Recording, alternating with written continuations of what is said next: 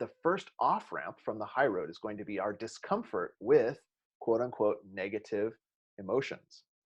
Why? Let's find out. Well, you may have heard the newish term going around, toxic positivity. Toxic positivity. Have any of you heard this term, toxic positivity? Okay, well, I'll tell you what it is. You could also call it good vibes only culture. Good vibes only, man. So you'll know you are in the presence of toxic positivity because there's a thought that negative emotions are bad. And so anytime someone expresses anger, grief, confusion, or rage, we want to guide them from that dangerous road and back toward a more virtuous state. Have you heard this from a friend or your in-laws or on the internet? Somebody says, oh, I'm so dang mad about what just happened. And then a well-meaning peacenik comes along and says, anger's not very spiritual.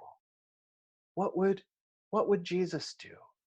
Well, the Buddha said that anger is like holding a hot coal in your hand and wishing the other person was burned. Anger is like drinking poison yourself and hoping that your enemy dies. Don't get angry.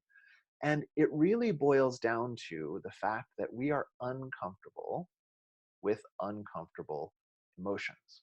This is an off-ramp to the high road that we have to watch out for, because when somebody says, oh, we got to rise up, we got to fight and change things, and you go like, hey, let's calm down, okay, then it's pretty likely that you're not actually speaking about real virtue, real ideals of living your values. You're speaking about toning down the discomfort to something that's a little more palatable to you.